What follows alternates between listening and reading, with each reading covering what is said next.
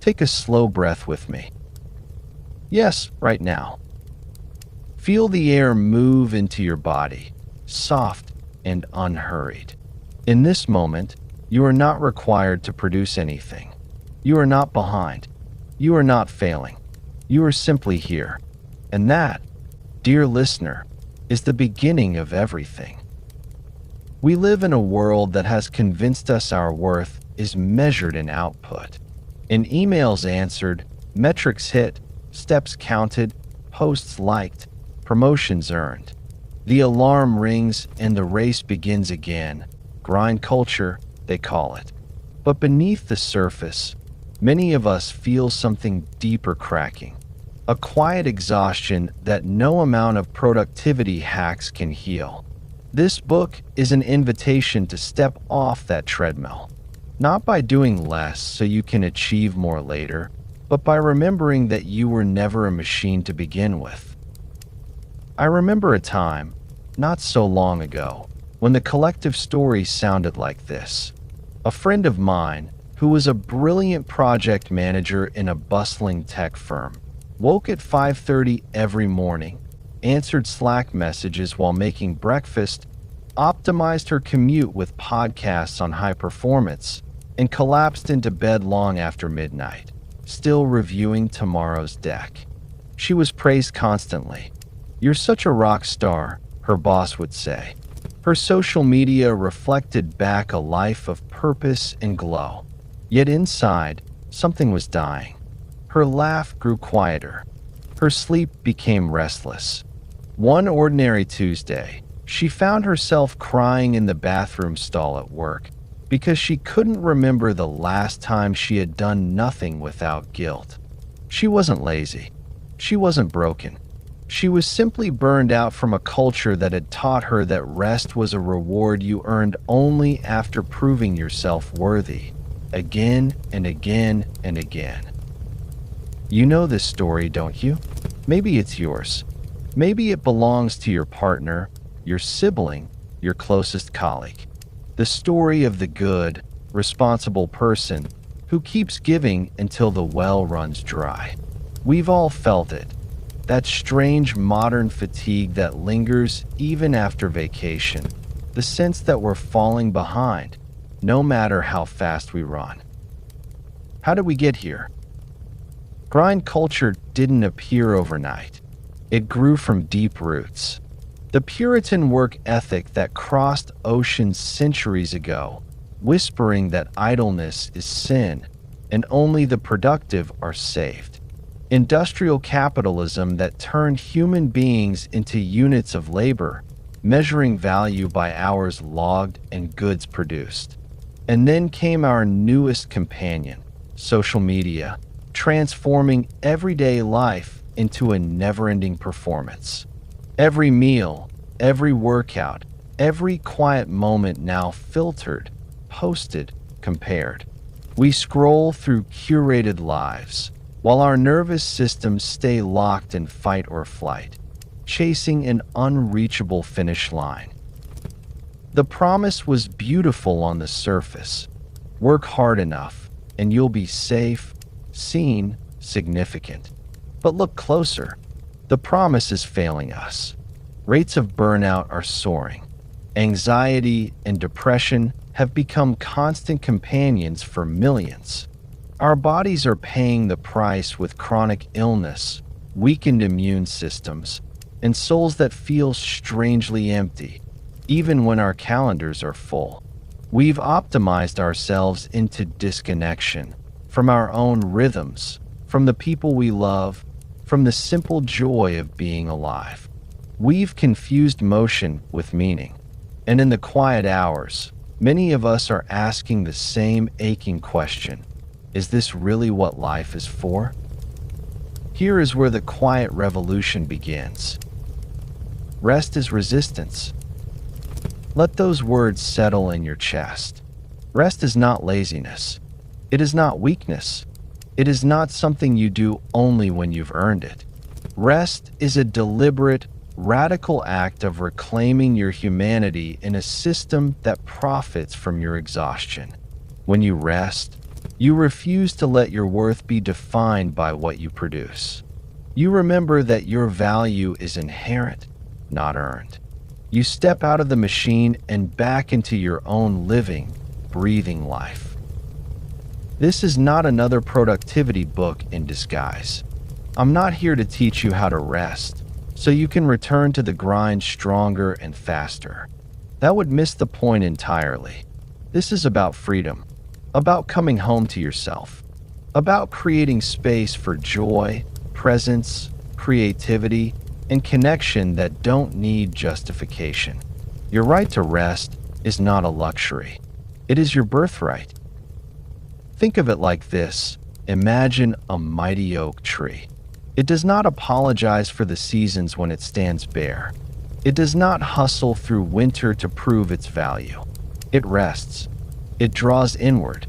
And in that rest, it gathers strength for new growth. You are allowed to be like that tree. You are allowed to have seasons. You are allowed to pause without guilt. Throughout this book, we will walk this path together. We'll explore the deep wisdom hidden in rest, how it heals your body, awakens your intuition, and reconnects you with what truly matters. We'll look honestly at the fears that arise when we slow down, the fear of falling behind, of being judged, of not being enough, and we'll gently reframe them.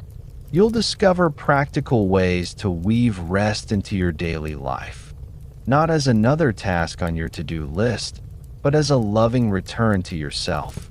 We'll talk about boundaries in relationships, rethinking success at work, and creating rhythms that honor your unique energy instead of fighting it. But first, let's begin right here, together. I invite you to close your eyes for a moment, if it feels safe. Place one hand on your heart and the other on your belly. Feel the gentle rise and fall of your breath. Now, inhale slowly for 4 counts, hold for 2, and exhale for 6. Do this with me 3 times. With each exhale, release a little of the invisible weight you've been carrying. The pressure to always be on. The stories about what you should have accomplished by now. Let them soften. You're still here. The world didn't fall apart because you paused. In fact, something beautiful just happened. You chose yourself, even for a few seconds. That choice is the seed of this revolution. As you listen to the chapters ahead, I want you to remember this. You are not here to earn your place on this earth. You already belong. Your worth is not your output. Your presence is the gift. The way you love, the way you notice small beauties, the way you show up as your honest self. These things matter more than any metric ever could. This book is your permission slip, your quiet rebellion, your gentle homecoming. So come, dear friend, let's walk out of the noise and into the spaciousness you've been longing for. The revolution is not loud. It doesn't demand perfection. It simply asks you to stop running long enough to remember who you are when no one is watching, when nothing is being produced, when you are simply, beautifully enough. Chapter 1: The Soul-Crushing Machine. How Grind Culture Hijacked Our Lives. Pause with me for a second. Close your eyes if you can. Feel the weight of your shoulders. Notice the subtle tension you carry even while simply listening. That tension, it has a story. And today, we're going to tell it with honesty, with compassion, and with the kind of clarity that sets you free. You were not born exhausted. You were not designed to live like this. Yet, here we are, millions of us, trapped inside a soul-crushing machine we didn't even know we were building. We call it hustle culture, grind culture, the always-on life. And somewhere along the way, it became the dominant religion of our time. How did this happen?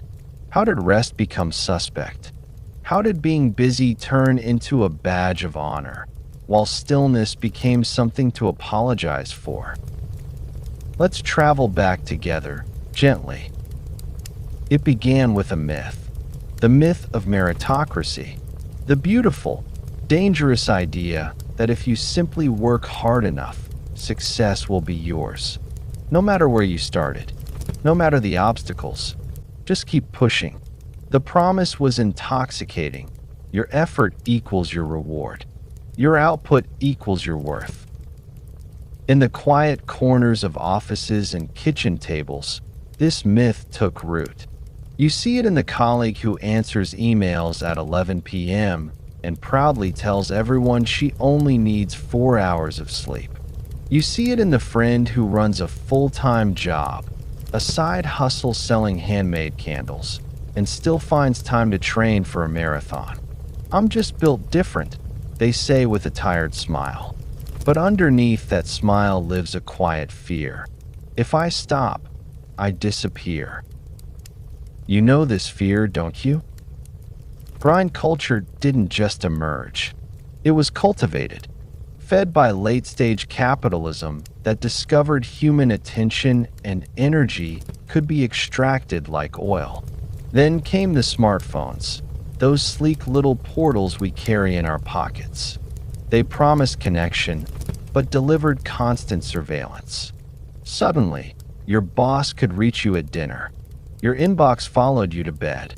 Your worth was updated in real time through likes, comments, and performance dashboards.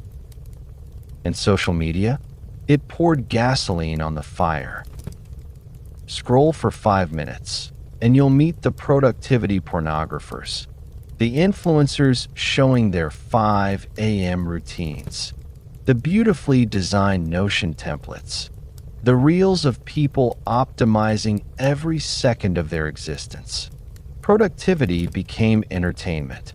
We don't just work anymore. We perform our work for an invisible audience. Every checked box, every completed task, every late-night grind becomes content. The message is relentless. You could be doing more. You should be doing more. Look at her.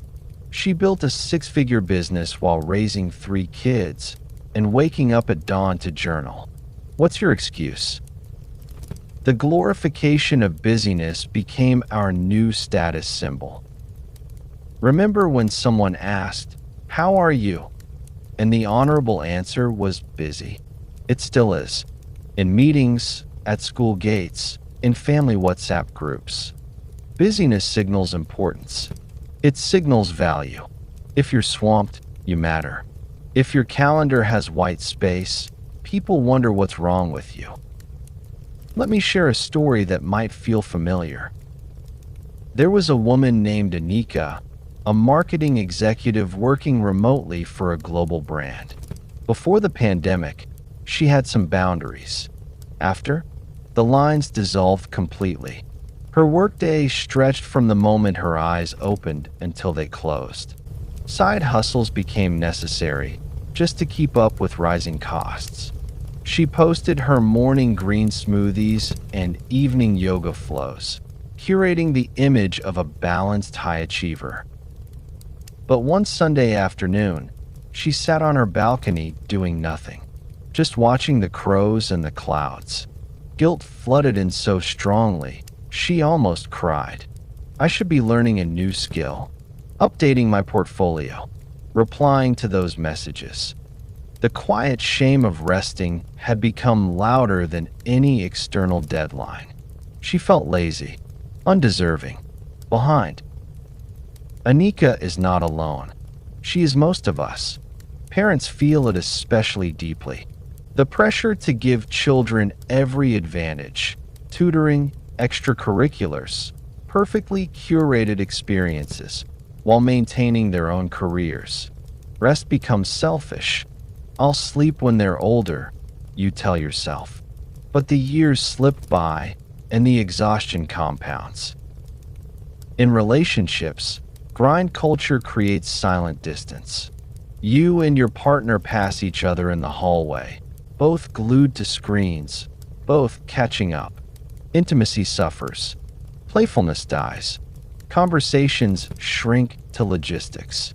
You promise you'll slow down together someday, but someday never seems to arrive. This is the machine at work. It tells you that your value is conditional, that you must constantly prove you deserve to take up space. It whispers that rest is for the weak, the privileged, the failures.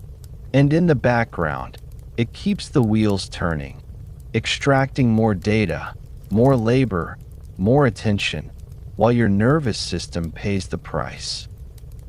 Have you noticed how even your vacations feel productive now? You plan them like projects. Optimize the itinerary.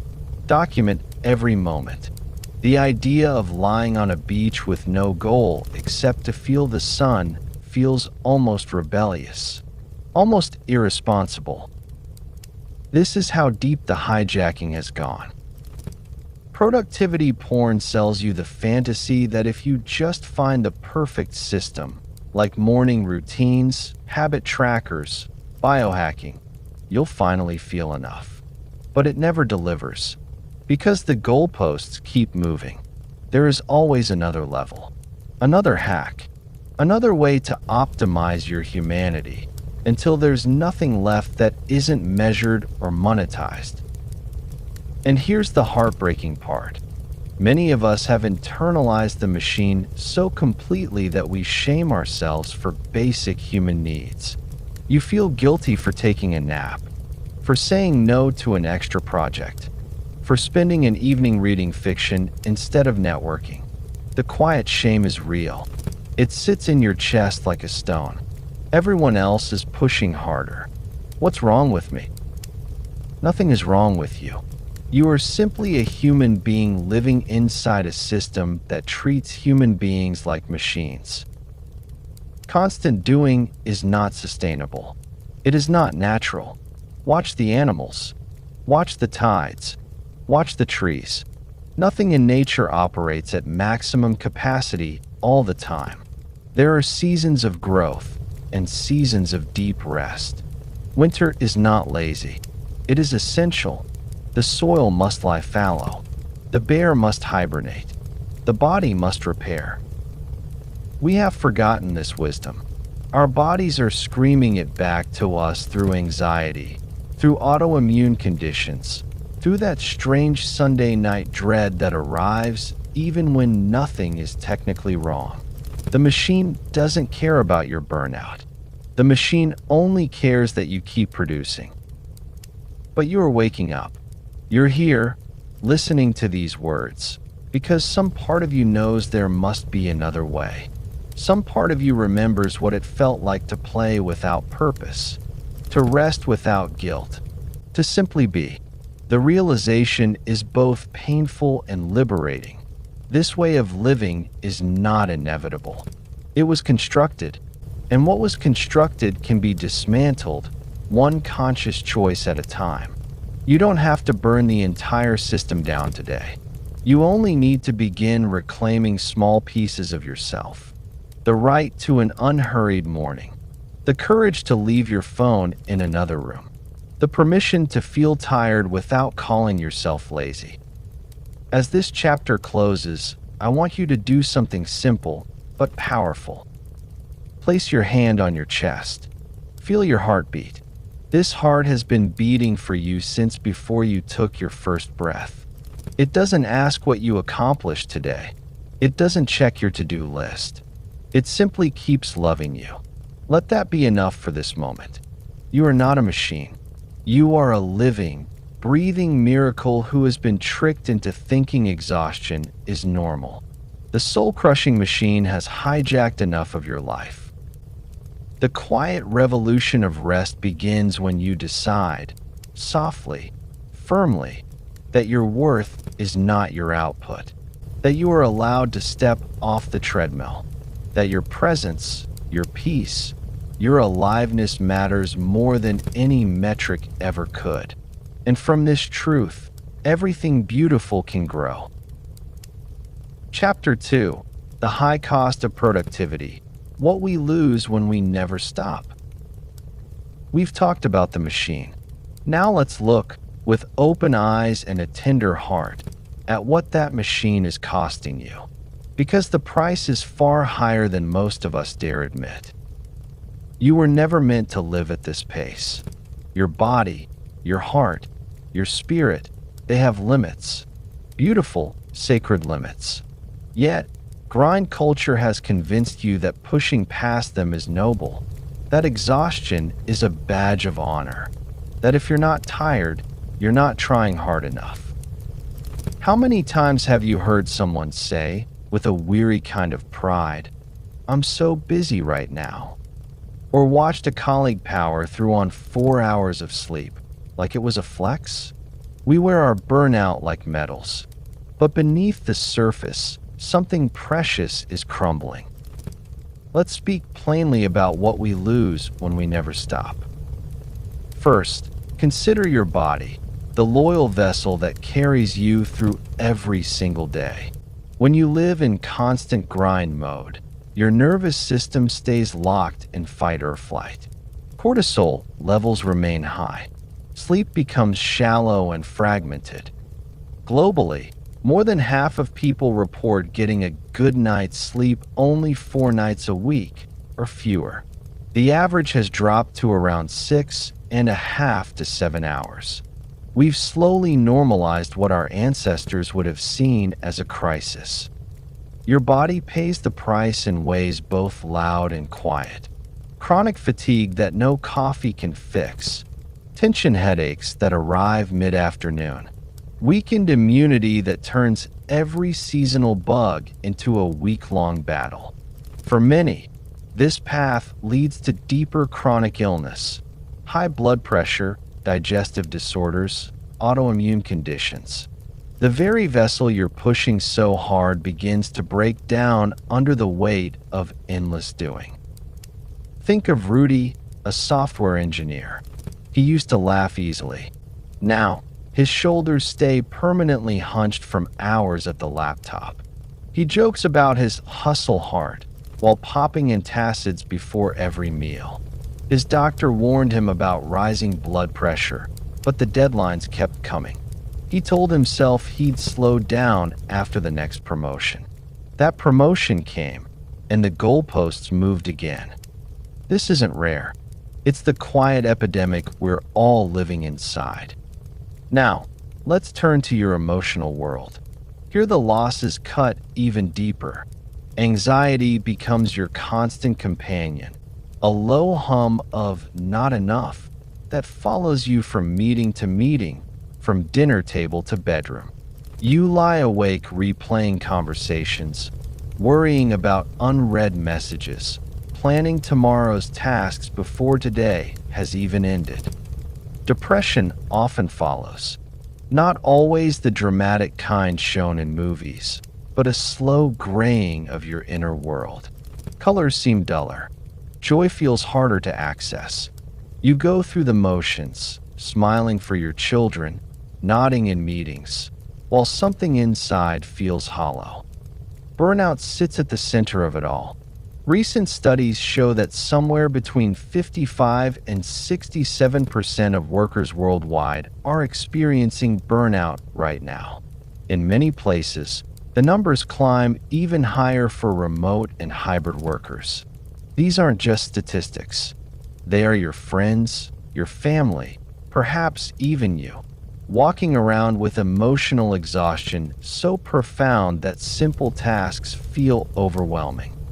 You lose your capacity for presence, the ability to truly listen to your partner without mentally drafting tomorrow's email, the delight in watching your child play because you're already thinking about the next item on your list. Relationships strain under this weight. Conversations become transactional. Intimacy fades. You promise, next weekend we'll do something special, but next weekend finds you just as depleted. I remember hearing from a woman named Sophia in Sao Paulo. She and her husband both worked demanding jobs. They were the couple everyone admired, successful, always achieving. But slowly, they stopped laughing together. Their evenings became parallel screens, and exhausted sighs. One night, she reached for his hand and realized how long it had been since they'd touched without purpose. The grind had stolen their connection, one stolen hour at a time. And then there is the spiritual cost, the erosion of your soul's natural rhythm. When you never stop, you lose access to wonder, to awe, to the quiet voice inside that knows what truly matters. Creativity dries up. Those moments of inspiration that used to arrive in the shower or during a peaceful walk, they stop visiting when your mind is never still. You produce more, but the work feels flatter, less alive. Joy erodes too. The small pleasures, watching rain on the window, savoring a perfect cup of tea, dancing badly to an old song, begin to feel like indulgences you can't afford. Life becomes a checklist instead of a landscape. You trade depth for speed, meaning for metrics. Exhaustion has become such a status symbol that we compete over who's more tired, who pulled the all-nighter, who answered emails from vacation. We've confused depletion with dedication. But this is no way to live. Your spirit was never designed for nonstop output. It needs spaciousness to breathe, to connect, to remember that you are a human being, not a human doing. Your tiredness is not a personal failure. It is feedback. It is your wise body and heart telling you the current way of living is unsustainable. When you feel overwhelmed, anxious, or numb, you are not broken. You are responding exactly as a living being should respond to chronic stress. This reframe changes everything. Instead of shaming yourself for struggling, you begin to listen. You begin to ask, what needs to rest? What needs to be released? What small boundary can I honor today? Try this simple exercise with me now. Place both feet on the ground. Feel them supported. Take a slow breath in through your nose. As you exhale, whisper silently to yourself, I am allowed to feel tired. My tiredness is not a flaw. Repeat it twice more. Notice any softening that happens in your shoulders or jaw. Even this tiny moment of acknowledgement is an act of resistance. You see, when we keep pushing, we don't just lose energy. We lose ourselves, piece by piece.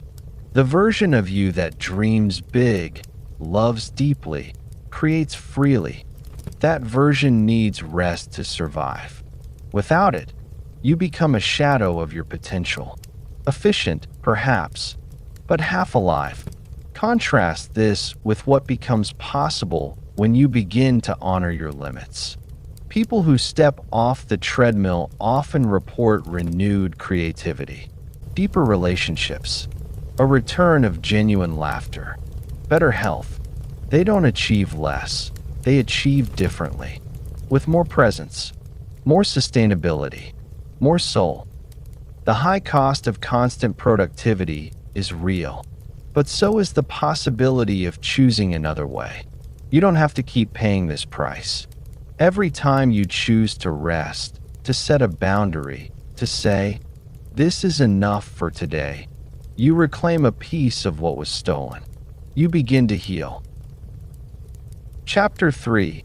Rest is sacred, historical, cultural, and ancestral wisdom.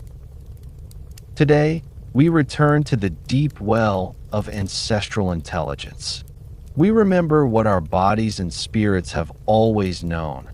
That pause is power, that stillness is strength, and that choosing rest is one of the most profound acts of reclamation you can make. For thousands of years, cultures across the earth built rhythms of work and rest into the very fabric of life. They understood that human beings are not machines. We are part of a living world that pulses in cycles, day and night, summer and winter, effort and recovery. Consider the ancient practice of Sabbath. In Jewish tradition, Shabbat arrives every seventh day, like a loving bride. For 24 hours, the world stops. No work, no fires lit, no transactions. Families gather, souls rest. It is a weekly reminder that you are a human being, not a human producing. The commandment wasn't born from weakness, it came from wisdom. Even the divine rested on the seventh day.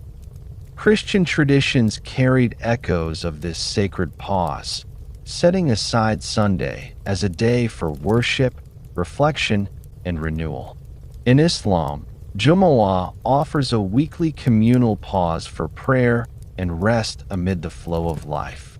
Across many faiths, the message repeats softly but firmly: your value is not in endless labor.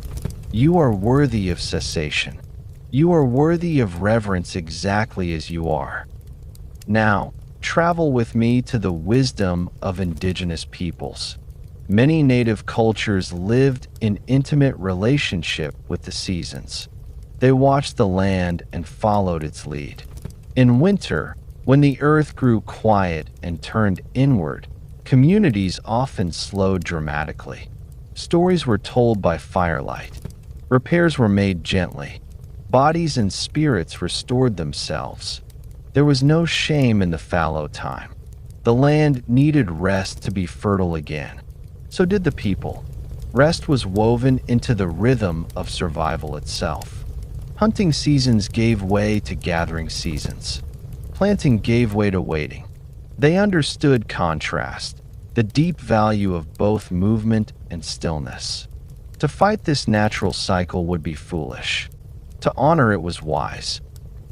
You can feel this ancestral memory stirring inside you, can't you? That pull towards slowness when the leaves begin to fall. That craving for quiet when the days grow short. Your body remembers. Throughout history, when people were colonized, enslaved, and stripped of autonomy, rest became a profound act of defiance. Enslaved Africans in the Americas found secret moments to rest their bodies and nourish their spirits. They gathered in hush harbors, hidden places in the woods, where they could sing, pray, and simply be without the whip of constant labor. These stolen moments of rest kept their humanity alive. They protected their inner light when the outer world tried to extinguish it. Later generations continued this legacy. In the face of relentless demands and systemic exhaustion, choosing to rest, to gather in community, to care for one another became a form of political and spiritual resistance. It said, "You may control much, but you cannot own my need to restore. You cannot take my right to breathe." Rest was survival. Rest was dignity. Rest was power. This truth echoes across many colonized peoples. From the Caribbean to parts of Africa and Asia, communities under empire learned to guard their rest fiercely. They created rituals, festivals, and quiet rebellions that carved out space for joy and recovery amid extraction. They understood what the colonizers often forgot. A people who cannot rest will eventually break, but a people who protect their rest will endure. Now, hold this ancient wisdom in one hand. In the other, hold the reality of our modern time. Industrialization changed everything. Factories demanded bodies that moved like clockwork, relentless, predictable, without seasons. The machine didn't care about your natural rhythms. It only cared about output. Time itself became commodified. Time is money, they said. And suddenly, rest became waste. Neoliberal culture took this further. It individualized everything. Your success, your failure, your exhaustion. It told you that if you're tired, it's because you're not optimizing hard enough, not hustling smart enough. The sacred collective rhythms dissolved into personal performance. Smartphones made the factory follow you home. The weekend blurred. Vacation became another arena for achievement. Here is the contrast. Ancient cultures saw rest as essential intelligence. Modern grind culture sees it as weakness. One honors the human. The other exploits the human. One is sustainable. The other is soul-crushing. Rest has always been political. When you choose rest, you push back against systems that profit from your depletion. You refuse to let your body be reduced to a resource. You say no to the lie that your worth must be earned through endless production. In every era, those in power have feared a rested people, because rested people think clearly, love deeply, and resist wisely. There was a man named Elias, whose grandparents had migrated from a small village where siesta was sacred. In the old country, the whole town slowed down in the heat of the afternoon. Work paused. People napped or sat in shade, talking softly. When Elias moved to a big city for work, that rhythm was mocked. "That's lazy," his new colleagues said. He pushed through. Years later, his health faltered. His marriage strained. Only when he began reclaiming small afternoon pauses, 10 minutes with his eyes closed, phone away, did he feel his grandparents' wisdom return to him. His energy stabilized. His creativity flowed again. He wasn't becoming lazy. He was becoming whole. You too carry this intelligence. Perhaps your ancestors worked the fields and knew the importance of sunset. Perhaps they observed holy days that demanded full presence without distraction. Perhaps they survived hard times by learning when to push and when to preserve. Their blood flows in you. Their knowing lives in your nervous system. When you feel guilt for resting, you are not hearing your own voice. You are hearing the voice of industrial time, the voice of extraction, the voice that forgot the old ways. Try this small exercise with me. Sit comfortably. Place one hand on your heart and one on your belly. Whisper to yourself, "I carry the wisdom of those who came before me. Rest belongs to me. It is my right and my power." Feel those words settle. Repeat them softly whenever shame tries to creep in. Choosing rest today is an act of profound reconnection. It links you back to the Sabbath keepers, the seasoned followers, the hush harbor gatherers, the resilient ones who protected their inner fire. It says you trust the natural intelligence that shaped humanity long before clocks and metrics ruled our days. You become part of the quiet revolution that has always existed, the one that whispers, "There is more to life than production. There is being. There is belonging. There is sacred pause." Chapter 4. The Science of Slowness. What happens in your brain and body when you rest? You have been told, perhaps your whole life, that rest is weakness. That stillness is wasted time. But what if I told you the opposite is true? What if the moments when you finally stop are the moments when your entire system begins to heal, to remember, to create? Today, in this chapter, we step into the science of slowness, not as cold facts on a page, but as a loving revelation about who you really are beneath the noise of grind culture. Imagine your brain as an ancient forest.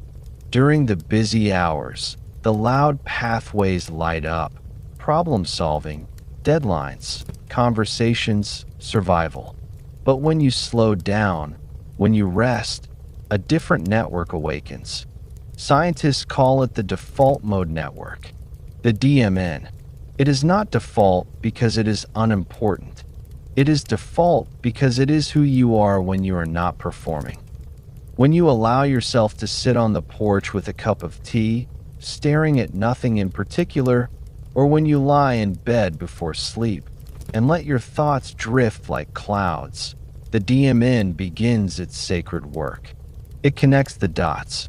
It reviews your day, not with judgment, but with gentle integration. It asks, what really mattered today? What did you feel? Who are you becoming? You have felt this, haven't you? That sudden insight in the shower. The solution to a problem that arrives while you are walking the dog with no agenda. That wave of understanding about a difficult relationship while folding laundry. These are not accidents. They are the forest speaking. The DMN links distant memories, emotions, and ideas.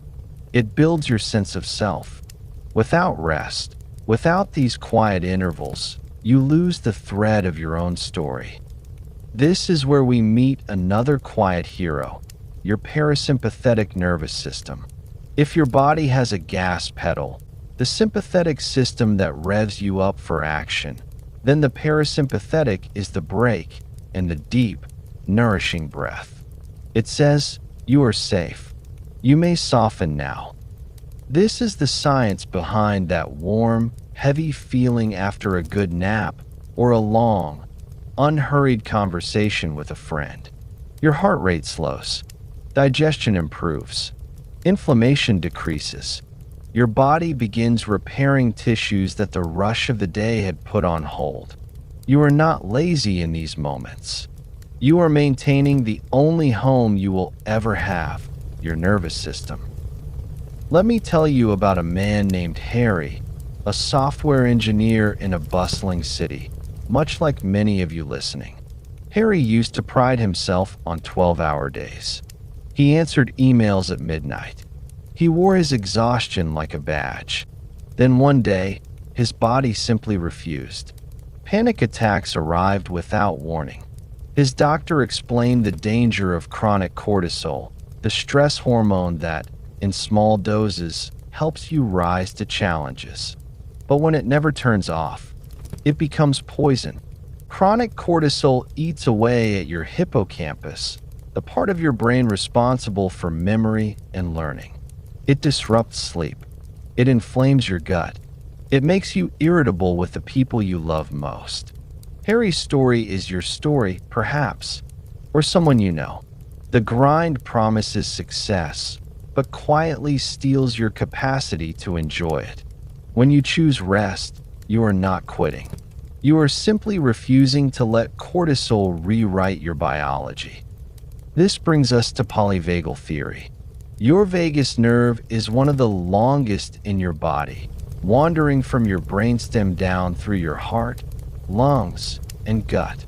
It constantly scans the world for cues of safety or danger. When it detects safety, through a soft voice, a gentle touch, a moment of silence, your body shifts into what Dr. Stephen Porges calls the ventral vagal state. This is the state of connection, creativity, and calm. In this safe place, you can truly rest.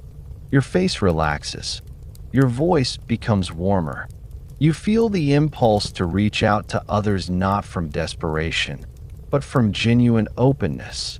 But when the world feels too fast, too demanding, too much, your nervous system may move into older protective states: fight, flight, or shut down. Doing nothing, then, is not laziness. It is the biological necessity of returning to safety. Your body needs these pauses to recalibrate the vagus nerve. Without them, you stay stuck in survival mode, even when no lion is chasing you. You know this feeling intimately. That Sunday afternoon when you finally put your phone down and the anxiety slowly melts. Or the way tears come easier after a good cry on the couch. These are signs your system is coming home. Now, let us speak of sleep, that most profound rest of all. While your conscious mind drifts away, your brain is busy. It consolidates memories. During deep sleep, it transfers short-term experiences into long-term storage, like carefully filing away precious documents. Emotional processing happens here too. The amygdala, the alarm center, calms as the prefrontal cortex helps you make sense of difficult feelings. That argument with your partner? The grief you have been carrying?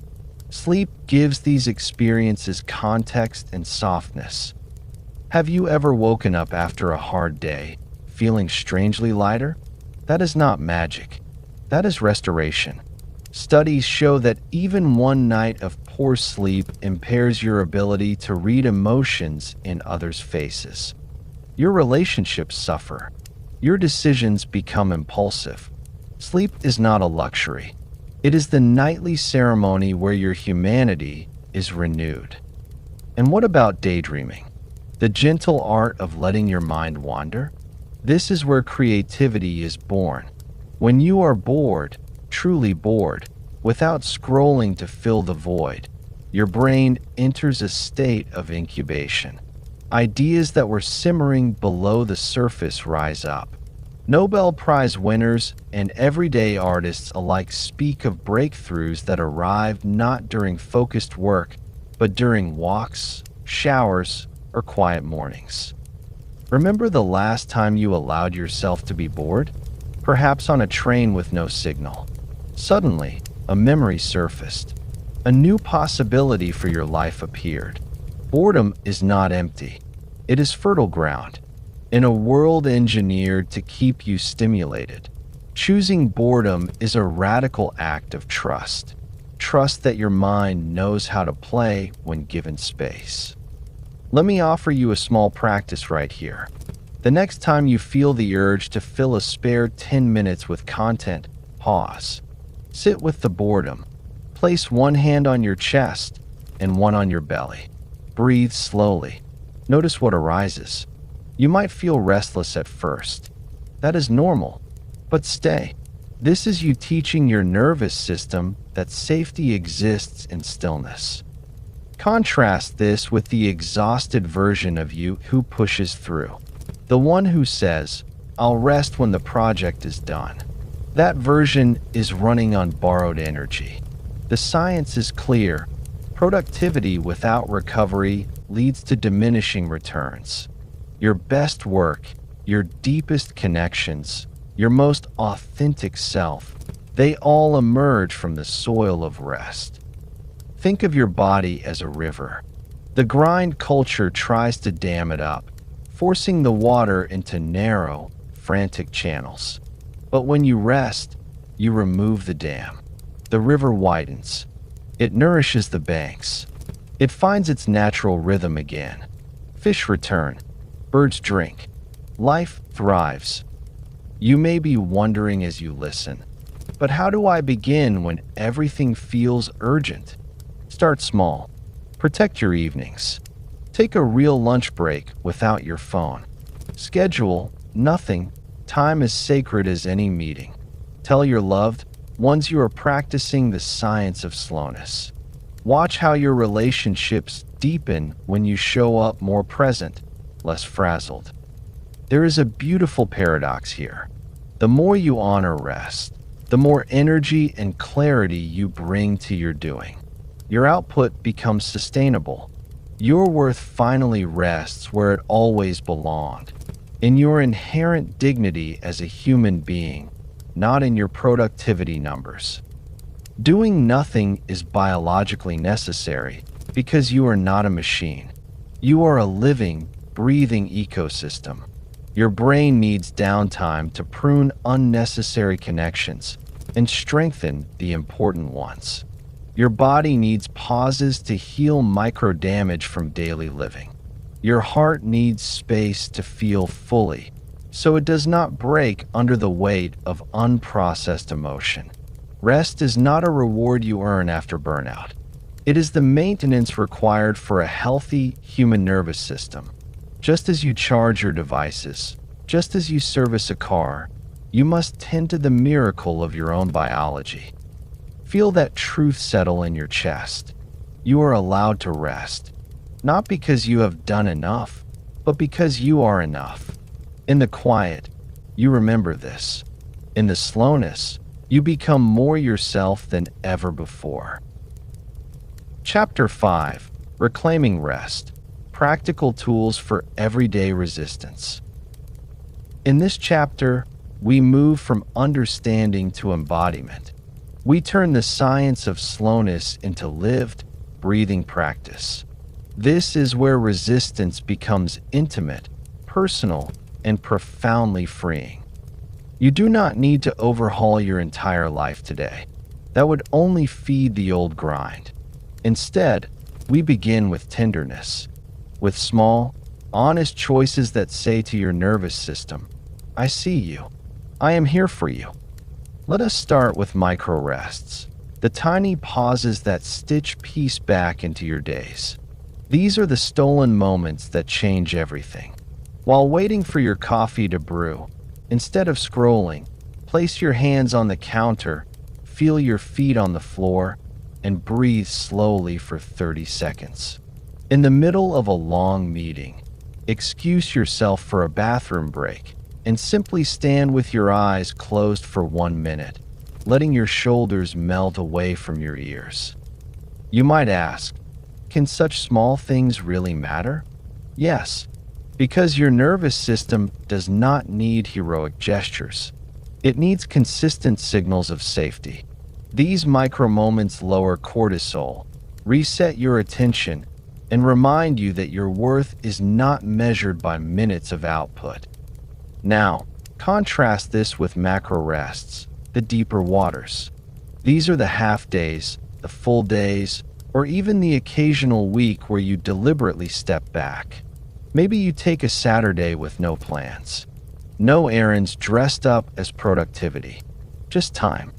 You might lie on your bed in the afternoon, with nothing but the fans spinning above you, letting thoughts come and go like passers-by on a quiet street. Macro rests ask you to trust that the world will not collapse without your constant doing. The emails wait. The house stays messy for a day. And you begin to hear yourself again. One of the greatest barriers you will meet is guilt. That heavy, familiar voice that says, who do you think you are, resting while others hustle? When guilt arises, meet it with compassion instead of argument. Place your hand on your heart and say softly, I am resting because I love myself and the people around me. A depleted me helps no one. Repeat it until the guilt softens. This is not avoidance. This is emotional maturity. Let us speak of digital boundaries, because your nervous system is under constant siege from notifications. Choose one small boundary this week. Perhaps no phone in the bedroom after 9 p.m. or a do not disturb period during dinner. When you protect your attention, you protect your peace. Try this exercise. Tonight, before sleep, instead of one last scroll, put your device in another room. Lie down mindfully. Feel the weight of your body sinking into the mattress. Notice the texture of the sheets. Breathe in for 4 counts. Hold for 4. Breathe out for 6. This simple breath work tells your vagus nerve, I am safe. I can let go. Body-based practices are some of the most powerful tools you have. Slow walking is one I return to often. Not a power walk to burn calories. A slow, intentional walk where you feel each foot meeting the earth. Notice the air on your skin. Let your arms swing naturally. In relationships, this practice can transform evenings. Instead of collapsing in front of screens, you and your partner take a slow walk after dinner. Conversation flows differently when bodies move gently. Old tensions dissolve more easily. Mindful lying down is another quiet revolution. Once a day, give yourself permission to lie flat on the floor or bed for 10 minutes with no goal. Not napping to recharge for more work. Simply being. Let your jaw soften. Let your belly rise and fall. This practice alone can release stored tension you did not even know you carried. Productivity is not how much you do. It is how aligned you are with what truly matters. Some days, the most productive thing you can do is rest. Because a rested you makes clearer decisions, loves more generously, and creates from overflow instead of depletion. Create personal rest rituals that feel like coming home. Perhaps every evening you brew a special herbal tea, light a candle, and read poetry for 20 minutes. Or on Sunday mornings, you practice slow breakfast, eating without rushing, without news, just taste and gratitude. These rituals are not tasks on a list.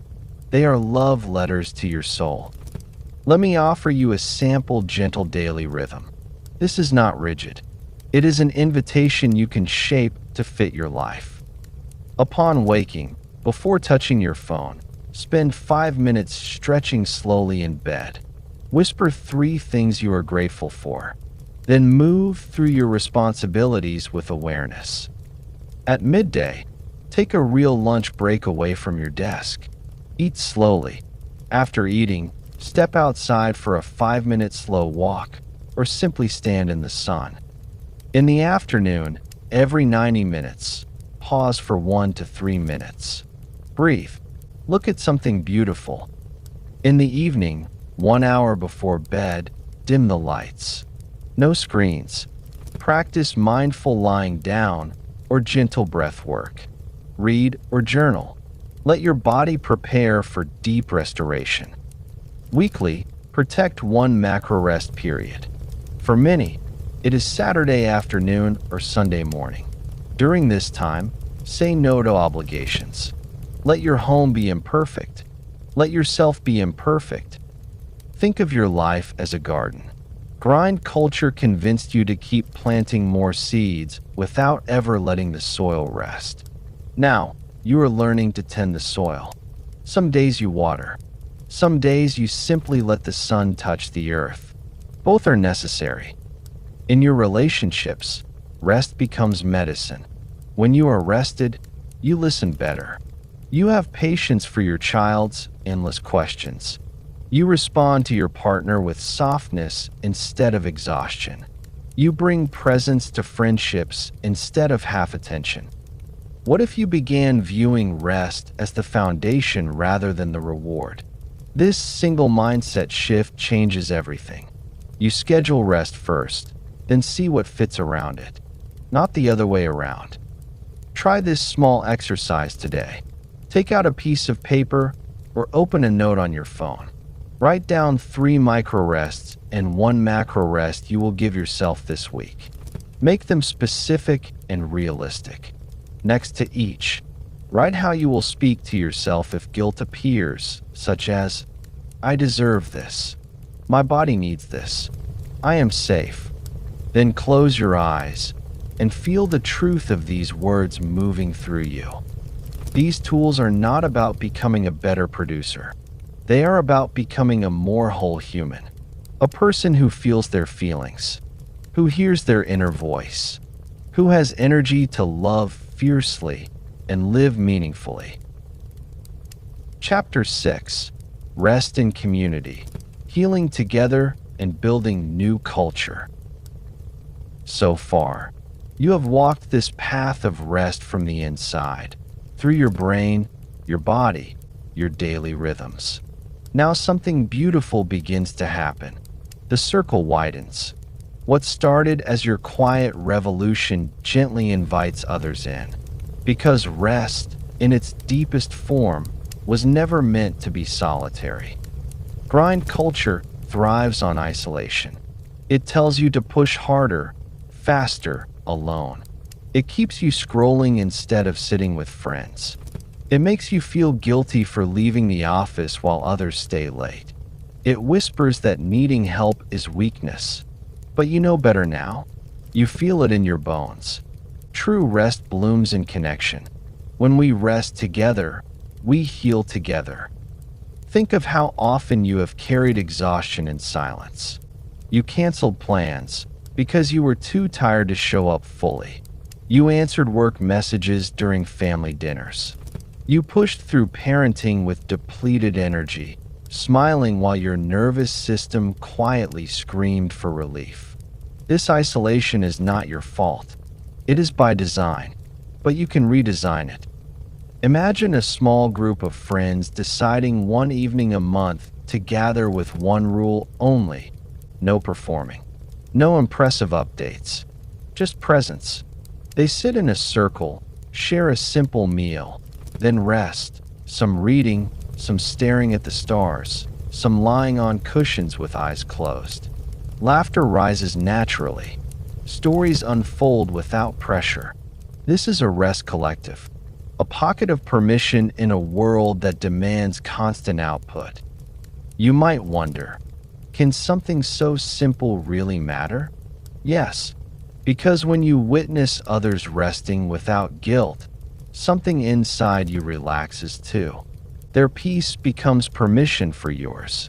Mutual aid flows in these spaces. One person brings soup when another is overwhelmed. Another watches children, so a couple can take a slow walk together. This is not charity. This is remembering we were never meant to do life alone.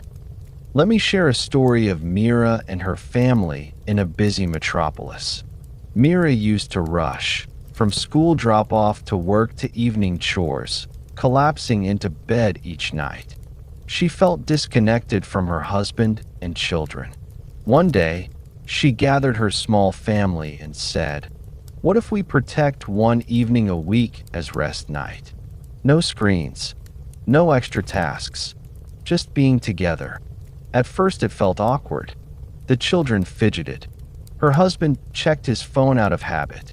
But slowly, magic happened. They played silly games. They lay on the floor telling stories from their childhoods. Joy returned. Play became natural again. The children slept better. Mira and her husband found each other in the quiet, touching, talking, simply being close. Rest as partners and parents had created space for sensuality, for tenderness, for real connection. This is what happens when rest enters our closest relationships. You stop performing the role of the perfect parent, the tireless partner, the always available friend. You show up as a human who sometimes needs to pause. And in that honesty, intimacy deepens. Now, consider your workplace. Many of you spend most of your waking hours there. Grind culture has made it a place of silent competition. But what if you helped plant seeds of permission? You do not need to be the boss to begin. Start small. Share an article about rest during a team meeting. Suggest a walking meeting instead of another video call. When someone says they are tired, respond with, "I hear you. I've been practicing short pauses. Would you like to try one together?" These tiny acts create cultures of permission. They tell everyone, your humanity is welcome here. I know this can feel vulnerable. You may fear being seen as less ambitious. But watch what unfolds. Teams with genuine rest boundaries often become more creative, less burned out, and surprisingly more effective. Creativity needs space. Play needs safety. When people rest, ideas flow. Solutions appear during casual conversations instead of forced brainstorming sessions. There is a special beauty in resting as friends. In a world that measures friendship by how much you do together, trips, events, favors, choose instead to rest side by side. Sit on a park bench without an agenda. Share a long silence on the phone. Offer to simply be with someone during their hard season, not to fix, but to witness. These moments heal isolation. They remind you that your presence alone is enough. As you rest in community, something tender awakens. Joy, play, creativity, and sensuality. These are not luxuries reserved for the lucky. They are natural outcomes of a rested nervous system. When your body feels safe, laughter comes easier. Play feels natural again. You might find yourself dancing in the kitchen for no reason, touching your partner with slow, present hands, creating art, music, or even just beautiful meals, not for show, but for the pure pleasure of it. Contrast this with the grind version of you, always productive, rarely playful. That version survives. The rested version lives. Fully, sensually, with all senses awake. You taste food more deeply. You notice the way light falls across a room. You feel desire, wonder, and delight without shame. Rest returns you to your birthright of aliveness. Now, think beyond your own life. Consider the legacy you leave for future generations. Your children, your nieces and nephews, the young people watching you. When you choose rest openly, you give them permission they may never receive elsewhere. You show them that worth is not earned through exhaustion. That being is as valuable as doing. Picture a child growing up seeing their parent take an afternoon nap without apology, or watching their mother say no to extra work so she can be present at dinner. These images plant seeds. They create a new story. Humans are worthy simply because they exist. One day, these children will build workplaces, families, and communities rooted in this truth. This is how culture changes, not through grand revolutions alone, but through millions of small, courageous choices made together. Rest collectives in neighborhoods, families protecting slow weekends, friends creating no productivity talk gatherings, work teams normalizing vacation without checking emails. Each one ripples outward. You may face resistance at first. Old patterns run deep. Some people will cling to busyness because it feels like identity. Meet them with patience, not pressure. Your consistent example becomes the invitation. Over time, those who are ready will join you. There is profound emotional power here. When you rest in community, you heal collective wounds. The isolation of modern life begins to dissolve. You remember that we are interdependent. Your rest supports mine. My boundaries create space for yours. In this mutual honoring, something sacred returns. Trust. Trust in each other. Trust in life. Trust in the wisdom of slowness. Conclusion. Breathe in slowly with me now. Feel the air fill your lungs like a quiet promise. And as you exhale, let your shoulders soften. You have traveled far on this path. From the hidden workings of your brain and body, through the gentle daily practices that reclaim your time, into the warmth of resting with others. You have remembered something ancient and true, that you are not here to prove your existence through endless output. You never were. The journey has been one of quiet unlearning. You have discovered how grind culture separated you from your own rhythm. You have felt the science of slowness awaken in your nervous system. You have practiced creating rituals of rest and inviting others into this softer way of being. None of it was about becoming perfect at resting. It was always about coming home to yourself. Now, let these words settle deep in your heart. Your worth is not your output. It never was. You are not a machine to be optimized. You are a living, breathing miracle, worthy simply because you exist.